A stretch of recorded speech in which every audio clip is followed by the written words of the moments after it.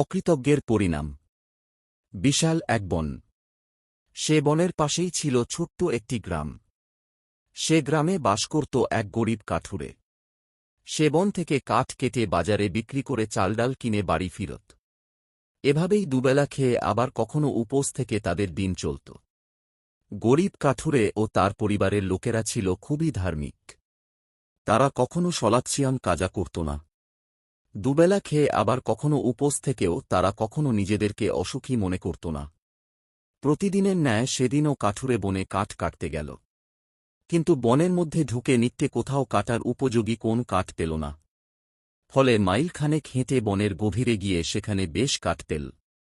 তা কেটে নিয়ে গ্রামের বাজারের দিকে হাঁটতে শুরু করল। কিছু দূর এগোতেই ভীষণ এক গর্জন শুনতে পেল। ভয়ে কাঠুরের বুক হিম হয়ে গেল। কারণ একটা নদী এই বনকে দ্বিখণ্ডিত করেছে। আর নদীর ওপারে রয়েছে অনেক বাঘ। অনেক সময় বাঘ নদী পার হয়ে এসে কাঠুরে ও শিকারীদের ওপর হামলা করে। কাঠুরে শব্দটি পুনরায় শুনতে পেল। কিন্তু তার নিকট শব্দটি বড় করুণ বলে মনে হল। সে লক্ষ্য করল তার বাম পাশে গজ পনের দূরে ছোটখাট একটি ঝোপঝাড়ের আড়াল থেকে শব্দটি আসছে। কাঠুরে মাথার বোঝা মাটিতে রেখে কুঠারটি সামনে বাগিয়ে এগিয়ে চলল। অতঃপর ঝোপের নিকটে পেঁছে দেখল বিশাল একটা শিয়াল ক্ষতবিক্ষত অবস্থায় পড়ে সেখানে কাতরাচ্ছে। শিয়ালটিকে দেখে কাঠুরের বড় মায়া হল। সে কিছু ঔষধি গাছের ছাল ও পাতা বেটে তার ক্ষতস্থানে লাগিয়ে দিল এবং তার সামনে কিছু খাবার রেখে চলে আসল।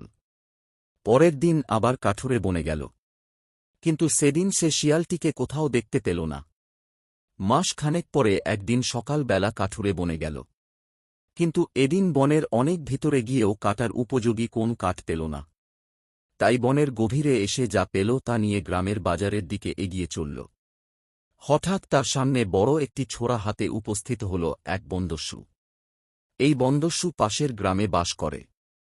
একদিন অসুস্থ অবস্থায় সে বনের মাঝে বেহুঁশ হয়ে পড়েছিল। কাঠুরে তাকে তার বাড়িতে নিয়ে গিয়ে সেবাযত্ন করে। সুস্থ হয়ে সে কাঠুরের বাড়ি থেকে যাওয়ার সময় তাদের কিছু প্রয়োজনীয় জিনিস চুরি করে নিয়ে যায়। ফলে গরিব কাঠুরে গ্রামের সর্দারের নিকট বিচার প্রার্থনা করে।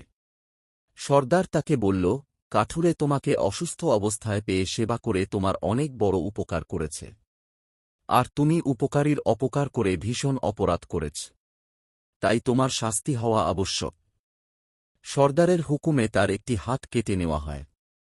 সেদিন থেকেই সে কাঠুরেকে হত্যা করার প্রতিজ্ঞা করে এবং সুযোগের অপেক্ষায় থাকে। এদিন যেহেতু কাঠুরে বনের গভীরে এসেছে, এখানে তাকে মারলে সবাই মনে করবে কাঠুরেকে বাঘে খেয়ে ফেলেছে। তাই সে সুযোগ হাতছাড়া করতে চাইল না।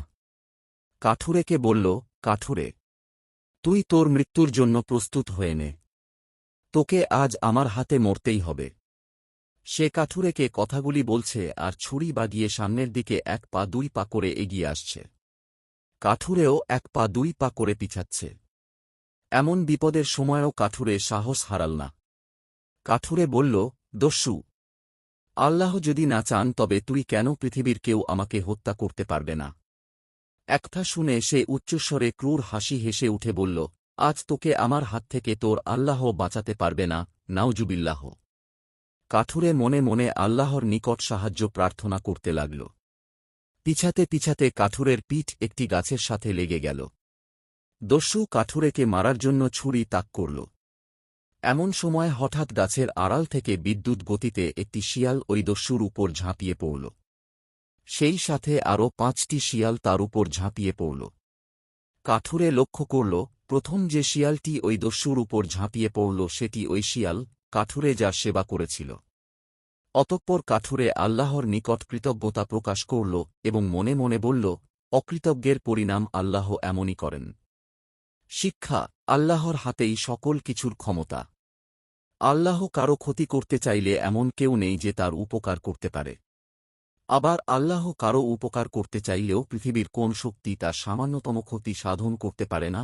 আনান 1:7 তিরুনি মিশকাত হা 5302।